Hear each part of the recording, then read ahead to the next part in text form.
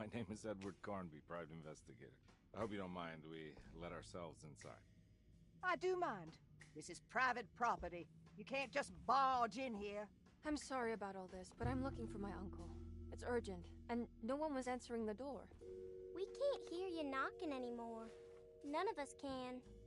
Who is your uncle, darling? Jeremy. Am I right? She has that Hartwood gloom, doesn't she? That's right. I'm Emily Hartwood. I just came to make sure my uncle is all right. Well, he is unavailable right now. You will have to come back another day. Unavailable how? Is he sleeping? We can wait. He's lost. Don't I know you from somewhere? Who's your man again, Miss Hartwood? My name's Edward Carnby, private investigator. Splendid. Enough! All of you! Get back to your rooms! McCarthy, keep your eyes on the child. And you two, please leave immediately. Look, we're not here to cause any trouble. Just let us see the old man, satisfy the curiosity of my client here, and we'll be off. Jeremy has gone missing. There's no need to worry, but it might be some time before he turns up.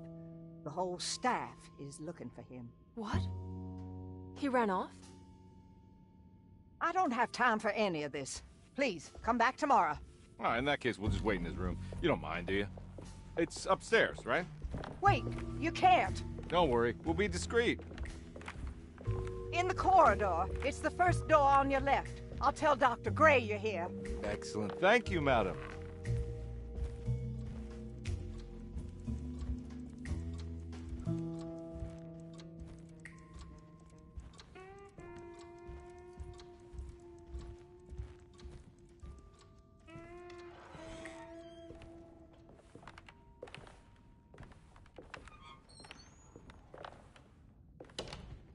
All right, here we are. Let's look around. See if we can pick up any clues.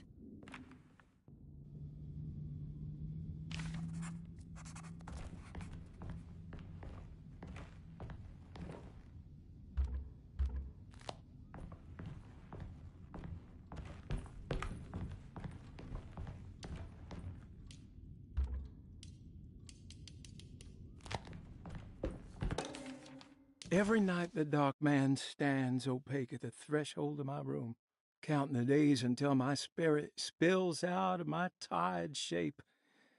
Only his pallid mask shelters my remaining sanity. Staring directly into the face of that demonic sultan would surely sunder time itself. Would he have looked the same to my father as he struggled for his life? Does his veiled face haunt my niece quite the same way? I wish so that I could rest my soul in that sunburnt convent of Teruel. Would I find you there, Juan? Or Senora Perosi, back from the beyond? Every night I hide from him, moving from one misshapen memory to another. Scenes conjured out of fantasy and delirium. Places I struggle to even paint. I wish I understood your death, Signora. Is there anything I could do for you but bury you in that bleak necropolis? That triumphant chapel rising above the ledges and the oven vaults shall be your sepulchre, where you may rest, and I shall weep.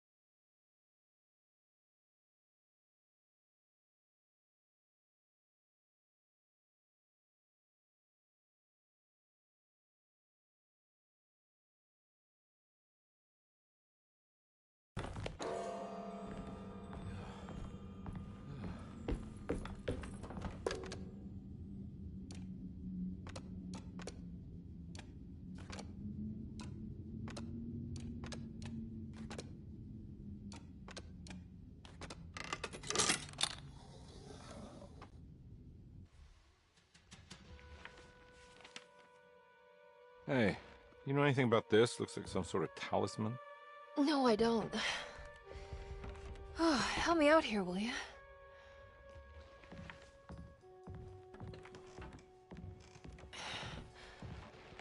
I would kill the guy to throw some of this stuff out. I'd be crazy too if I had this much junk lying around.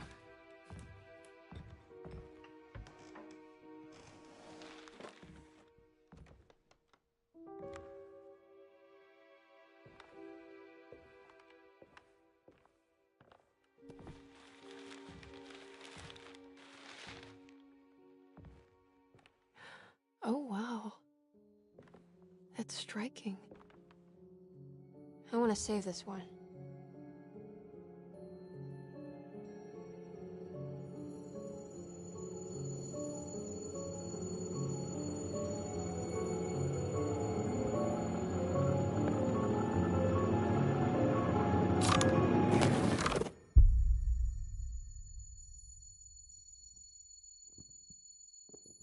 All right, come on.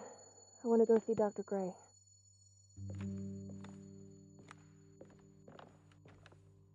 Come on, let's go. Yeah, I'm coming.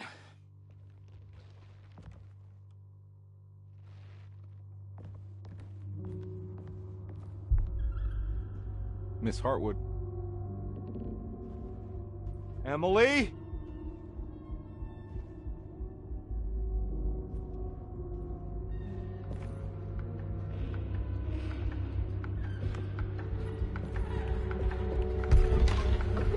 What the hell is going on? Where am I?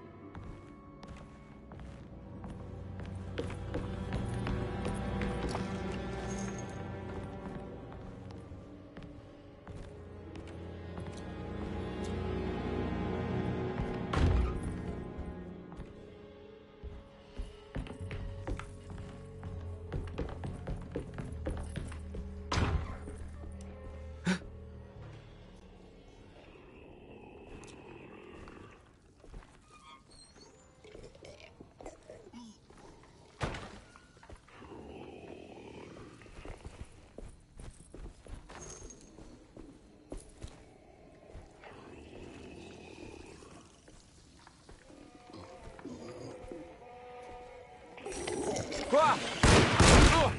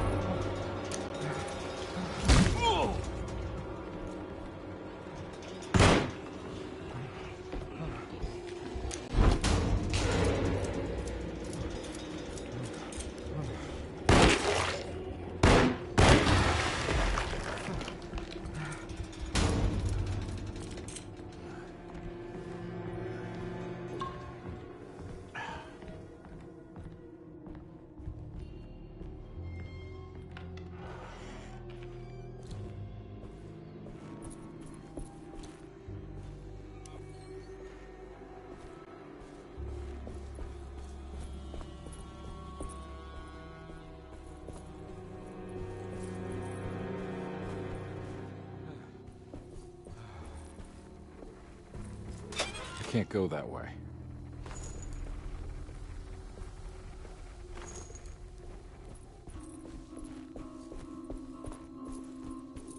What the hell is going on?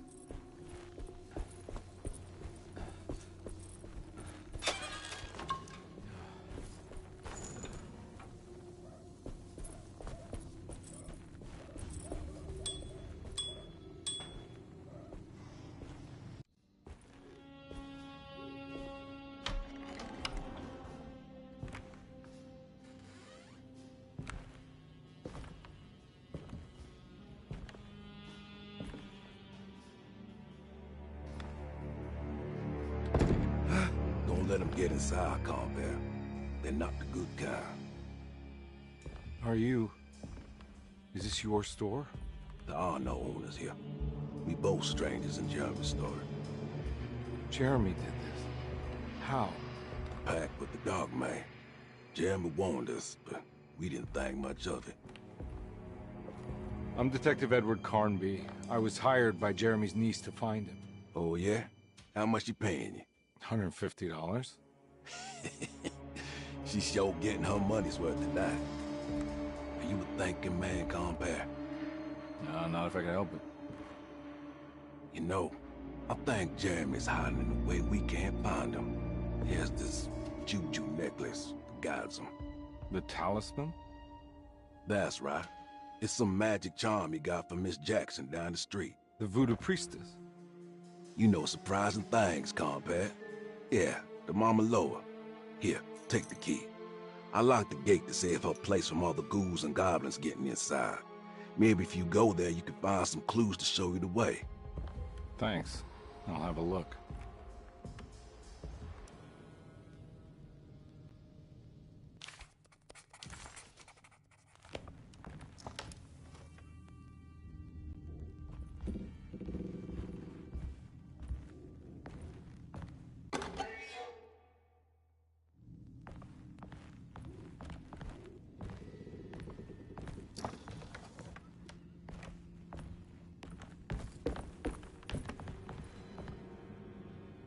You want to come along? Nah, I'm gonna stay here for a while.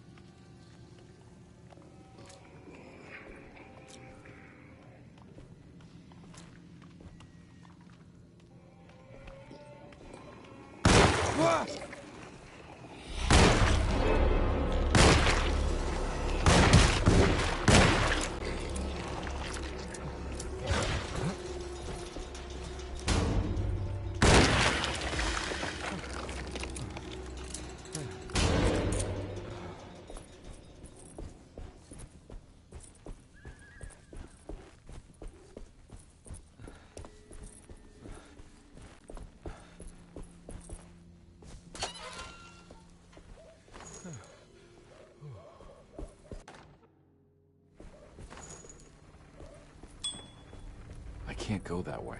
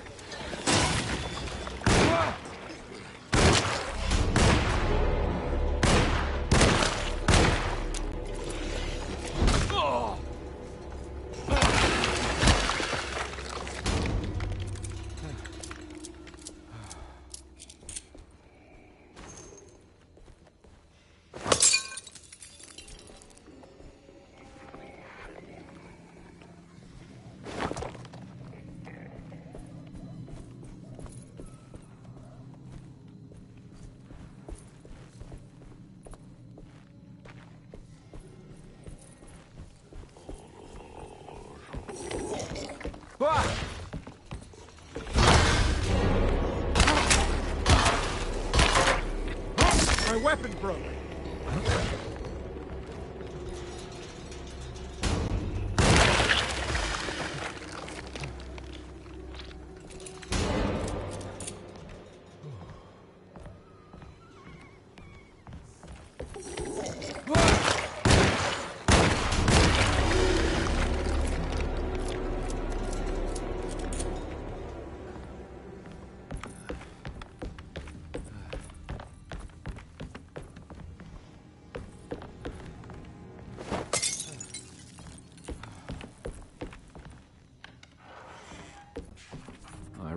recognize this place. It's Miss Jackson's seance parlor.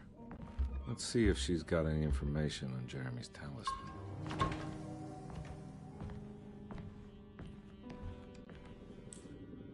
It's the talisman, like the one in the painting.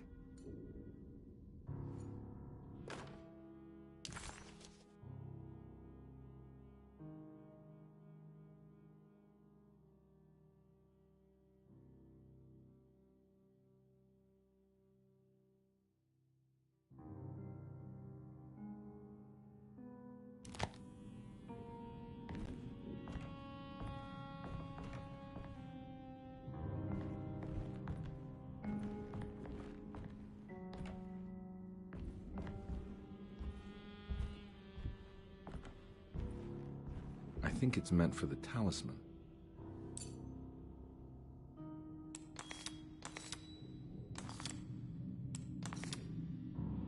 I think it needs numbers, like coordinates. Maybe there's something in Jeremy's notes.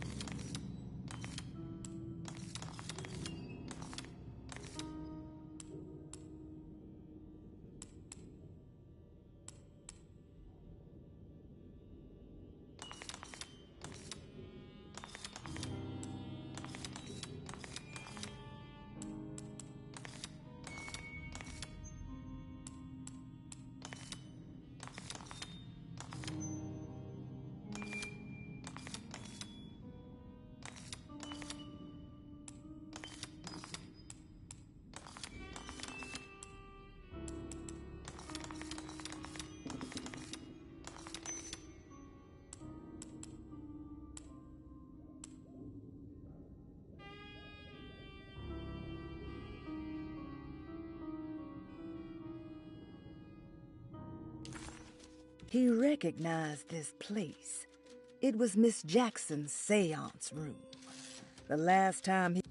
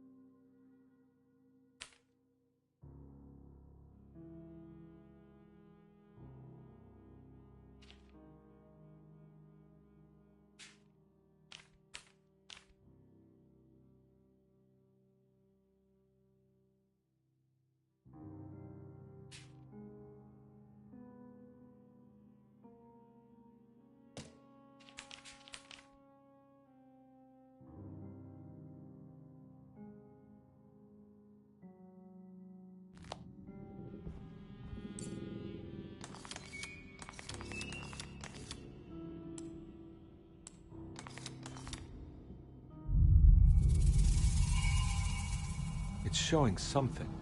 A place? Where is that?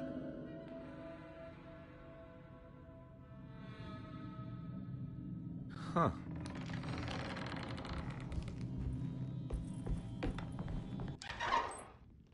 Detective, I was wondering when you were going to show up. Mrs. Thompson told me you were here.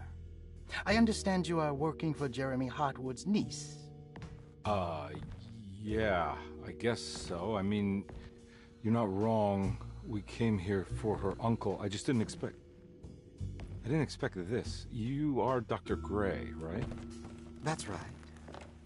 You don't happen to have some identification, Detective. I'm not keen on having strangers prying into my business. Oh, Detective Edward Carnby, Decatur Street, New Orleans. Enjoying the Vieux Carré, Detective? Those old French quarters, the voodoo people, the gangsters. I'm sure you live an exciting life. Well, it's not quite like the stories, Doc. Just trying to make a living. Aren't we all making a living?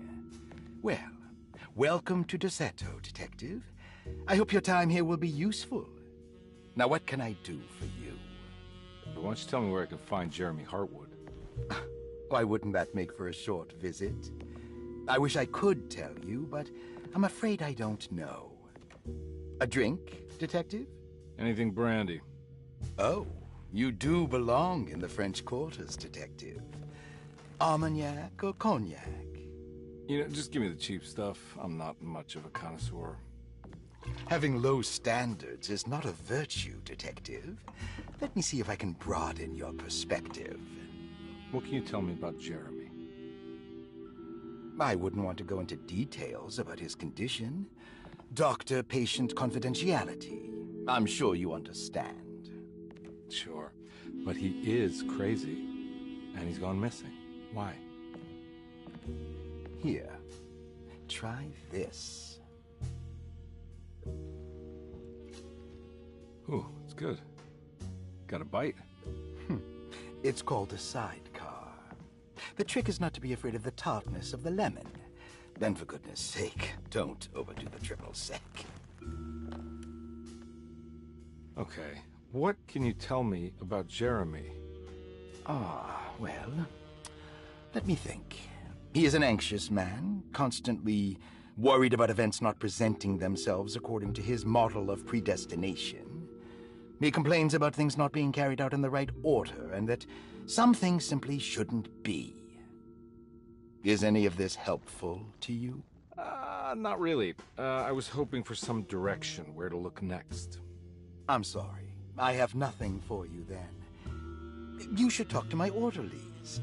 They have been looking for him for a while now. I'm sure they would appreciate your help. Yeah, I ran into Batiste earlier. Come to think of it, he might have given me a lead. Oh, excellent. So your investigation is already underway. I'm gonna go, but I'm sure we'll meet again. Looking forward to it. Safe returns.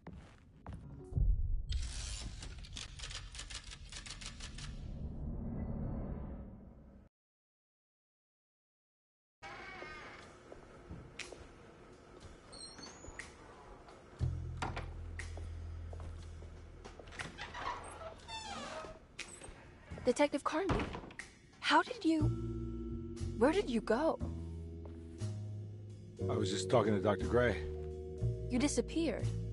No, it's not what you think. Have you found anything strange going on here? Yes. Everyone is being incredibly evasive, and I can't figure out why. No, I mean something you can't explain. Paranormal, even.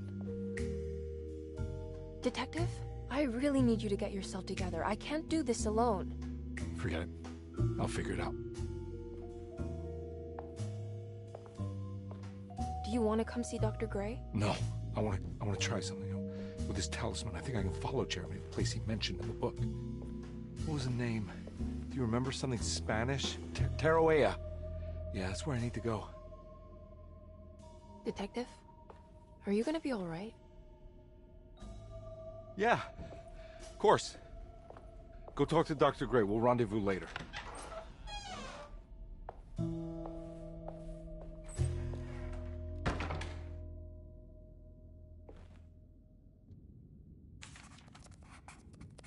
This talisman brought me back from the French Quarter in the blink of an eye. If Jeremy can travel so easily, then he could be hiding anywhere. Even Tarawea. If he can do it, so can I. I just need to figure out how the talisman works.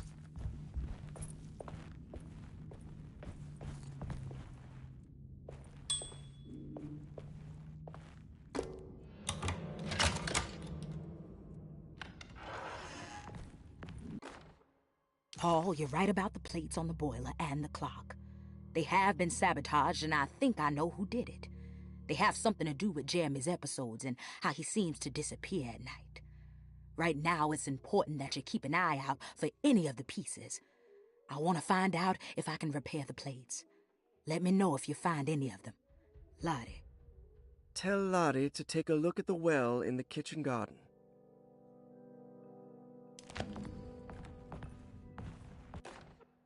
Dr. Elmore Lee Gray is Deseto's chief doctor. Accounting and all administrative work is handled by me, Paul Waits. Magdalena Thompson, or Mags, is responsible for the household. Jean-Baptiste and Charlotte Tabois are responsible for keeping the guests' medical regimens in check.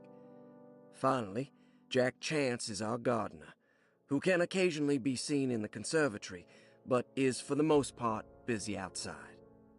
There are currently 6 guests at Deseto. Malcolm McCarthy and Ruth Tallant reside on the first floor.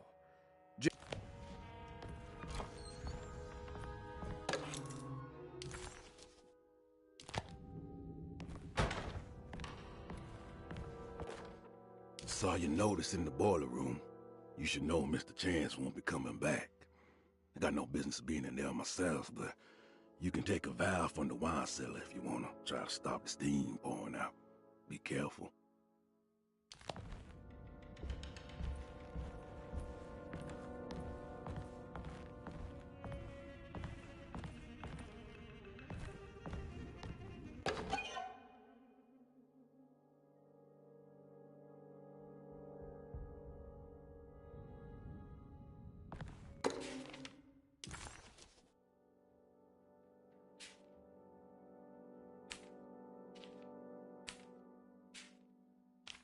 Looks like all the patients are accounted. There's no way I can get into this thing. Better leave it alone.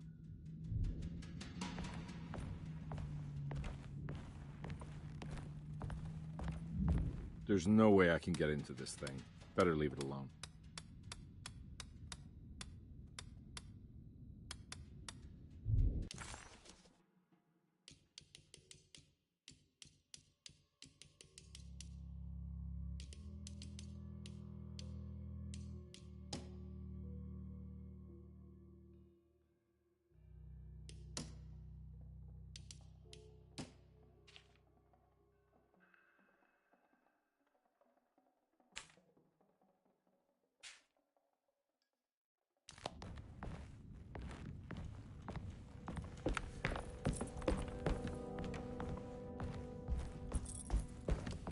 I need the key. I need the key.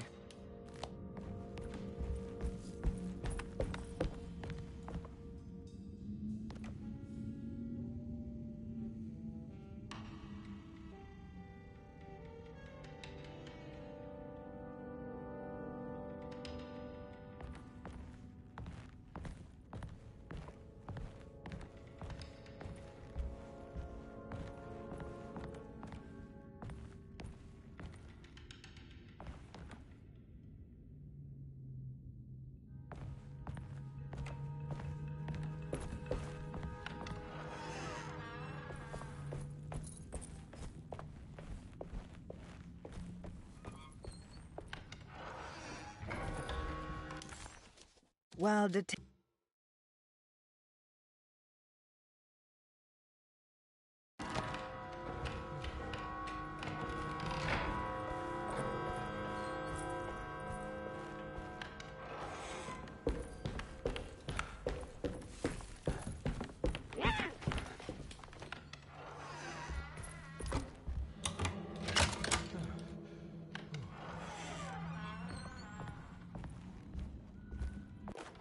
Lost Plantations of Louisiana, Thierry Briclot, 1917.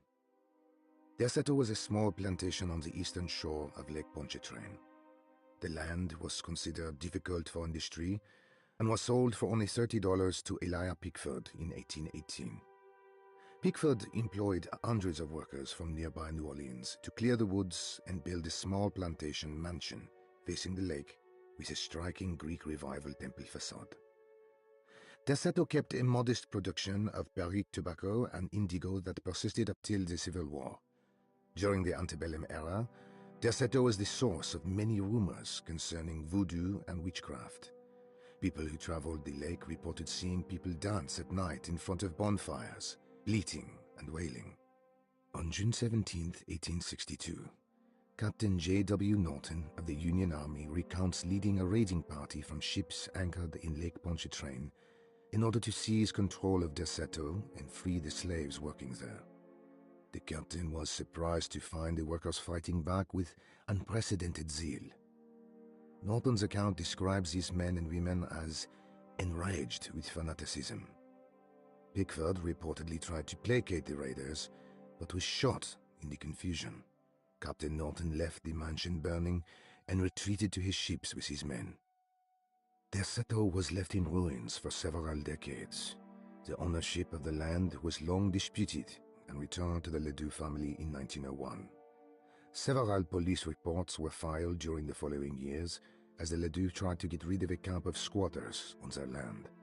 The police made several visits to remove the trespassers, but the people kept returning.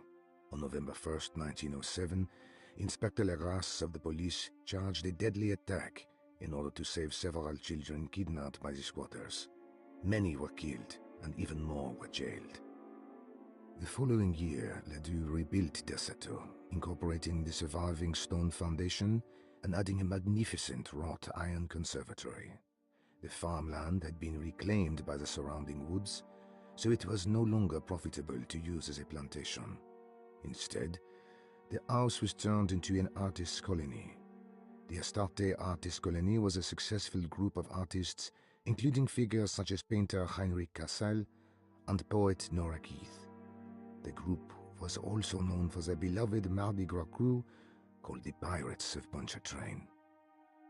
On September 29, 1915, a tropical hurricane tore through Louisiana, causing Lake Pontchartrain to flood New Orleans.